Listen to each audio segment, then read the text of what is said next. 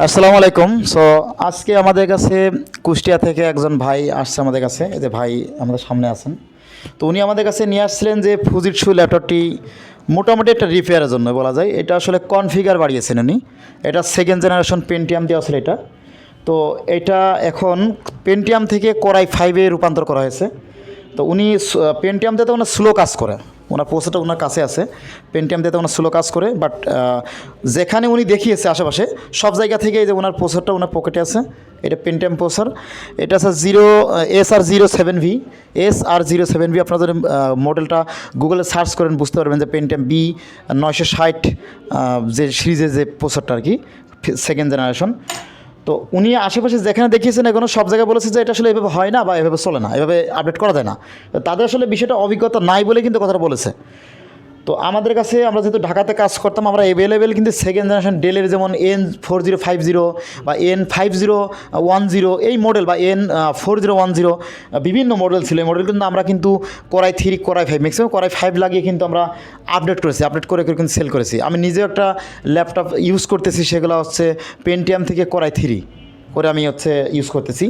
তো ভাইয়ের কাছে আমরা জানবো আসলে উনি কোথা থেকে আসছে, প্লাস হচ্ছে ওনার এটা কনফিগারটা বাড়ানোর পরে ওনার কেমন লাগছে ইউজ করে, বা উনি কেমন আশা করছে যে কেমন আমাদের কাছে কেমন সাপোর্ট পেয়েছে। তো ভাই আসসালামু আলাইকুম। আসসালামু আলাইকুম ভিউয়ার্স। অ্যাকচুয়ালি আমি এই ল্যাপটপটা আসলে অনেক জায়গায় দেখিয়েছি, কুষ্টিয়াতে দেখেছি, কুষ্টিয়া কুমারখালী উপজেলায় আমার বাড়ি।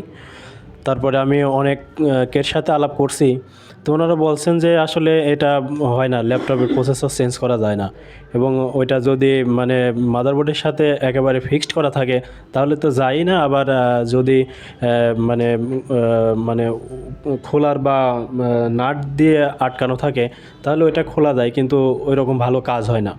কুষ্টিয়া থেকে আমার কাছে এক ভাই বলল যে ওইটা আপডেট করলে পরে সেরকম কোনো কাজ হয় না। তো আমি বেশ কয়েকটা দোকান দেখাইছিলাম, দেখানোর পরে তারপরে ওনাদের কথা শুনে আমি ভাবছিলাম তাহলে এই ল্যাপটপ বাদ, এটা দেওয়ার হবে না। তো তারপরে ভাইয়ের একটা ভিডিও দেখছিলাম এর আগে, দেখার পরে ভাইকে ফোন দিলাম। ভাই আমাকে খুবই আশ্বস্ত করলো যে হ্যাঁ এটা হবে, এটা 100% পসিবল, আপনার প্রসেসর আপডেট করা যাবে, কোনোই সমস্যা হবে না।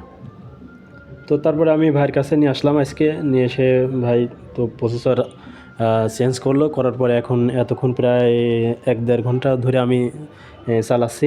তো দেখতেছি খুব স্মুথ কাজ হচ্ছে এবং খুবই আপডেট হয়েছে। এখন বেশ আমি অনেক খুশি যে আমার এই ল্যাপটপটা প্রায় বাদই হয়ে গেছিলো, ফেলা দেওয়া ছাড়া আর কিছুই ছিল না। তো এখন বেশ আপডেট হয়েছে, আমার মনে হচ্ছে যে মানে খুবই ভালো কাজ করবে, ভালো পারফরমেন্স পাবো আমি আশা করতেছি। তো ভাইকে ধন্যবাদ। আসলে প্রসেস চেঞ্জ করলেই যে হয় বিষয় কিন্তু এরকম না, প্রসেসরের মডেলেও একটা ডিফারেন্ট ব্যাপার আছে। অনেক সময় দেখা যায় যে আমাদের কাছে সেকেন্ড জেনের প্রসেসর আপডেটগুলো লাগালেন, মানে বেশি আপডেট যে সেকেন্ড জেন থার্ড জেন প্রসেসরগুলো ছিল, যদি ওইগুলো লাগান তাহলে সাপোর্ট করবে না। মানে এর মাদারবোর্ডের উপর ডিপেন্ড করে সেই অনুযায়ী সেই রকম মডেল লাগাতে হবে আপনাকে। তো যারা এগুলো আসলে আপডেট করে থাকেন, ঢাকা শহরে যারা কাজ করছেন তারা অবশ্যই জানে এগুলো। এবং ঢাকা শহরে মাল্টিপ্ল্যান সেন্টারে যারা কাজ করে, আমাদেরই বন্ধুবান্ধব সবাই, তাদের সাথে যেহেতু দীর্ঘদিন মিশেছি আমি, তো এগুলো আমরা জানি আসলে কোনগুলো মডেল লাগালে ভালো হয়, না লাগালে ভালো হয়। তাছাড়া আমরা কিন্তু laptop motherboard, desktop motherboard, graphics card, monitor servicing সব কিছু কিন্তু করে থাকি আমরা। আপনারা চাইলে আমাদের কাছে ভাইয়ের মতো সরাসরি আসতে পারেন, সরাসরি এসে কাজ করে নিতে পারেন, অথবা কুরিয়ারের মাধ্যমে পাঠাতে পারেন। আমি মনে করি কুরিয়ারের মাধ্যমে পাঠালে আপনার জার্নিটা হবে না, আপনি একদম অনায়াসে আমাদের কাছে আসতে পারেন, এসে সার্ভিসিং করে নিতে পারেন। আমরা নতুনকে সামনে একটা কোর্স চালু করছি, যারা ল্যাপটপ মাদারবোর্ড রিপেয়ারের কাজ শিখতেছেন তারা কিন্তু আমাদের সাথে যোগাযোগ করতে পারেন। সো আশা করি সবাই ভালো থাকবেন এবং আমাদেরকে সাপোর্ট দেবেন। ভিডিওটি শেয়ার করে সবাই দেখার সুযোগ করে দেবেন। আল্লাহ হাফেজ।